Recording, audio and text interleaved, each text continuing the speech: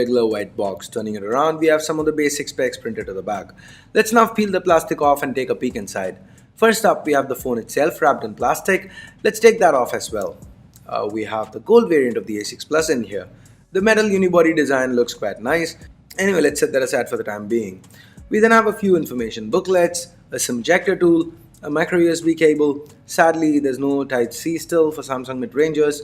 There's also a basic pair of earbuds, and the last thing in the box is the wall adapter.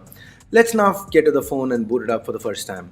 The A6 Plus is a true Samsung mid-ranger, and you can see that right from the design choices. The centrally placed dual rear cameras as well as that fingerprint sensor reminds me of the S9 Plus, while the all-metal build with those curved antenna lines, we've seen that before on the J7 Pro as well.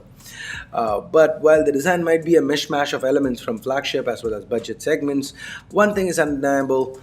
In hand, the A6 Plus does feel great. The metal body adds a bit of heft to it, and the tall display adds to the immersive experience. Speaking of display, we have a 6-inch Full HD Plus Infinity display covering the front of the device. Now, Samsung has taken to calling all of their 18.5:9 panels as Infinity displays, so if you're going into this one expecting curved edges, you're going to be disappointed. However, we do have a Super AMOLED panel, which means we have inky blacks and vibrant colors. Watching movies on this device should be an awesome experience, especially since this one has Dolby Atmos on board. Moving on to internals, we have a Snapdragon 450 chip on this guy, so that's 8 A53 cores clocked up to 1.8 GHz each. Now, we've seen this chipset before on the Redmi 5, and while it's not really a performance powerhouse, it does handle most regular day-to-day tasks quite well.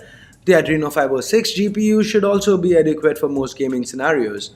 Backing it up, we've got 4 gigs of RAM along with 64 gigs of onboard storage. And if you think that's not enough, well, the A6 Plus comes with dedicated microSD slot for expandable storage. In fact, the left side of this device houses 2 slots. The first one is for a SIM, while the second is for a SIM and microSD. While we are on the topic of placements, let's round the rest off as well. The volume buttons are to the left, the top is left clean, to the right we have the speaker grill as well as the power button. The bottom houses the 3.5mm headphone jack, primary mic and the micro USB port.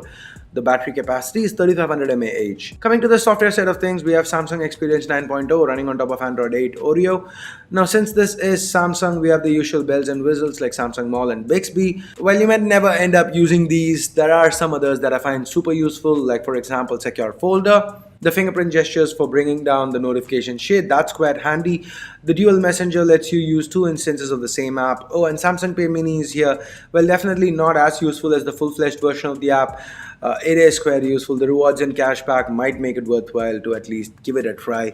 And then Samsung has also included their chat over video. Now, this lets you reply to chats while a video is playing in the background. Let's say, for example, with YouTube, you get a WhatsApp message, you can still reply to it. There is a translucent keyboard provided as well, so that kind of makes things a little easier. Samsung's even included Face Unlock here. In the limited time that we spent with the A6 Plus, it all worked out quite well. Since we're already on the topic of cameras, with regards to Face Unlock, let's take a look at that next. The primary unit is a 16 megapixel f1.7 shooter, while the secondary is a 5 megapixel unit for depth sensing.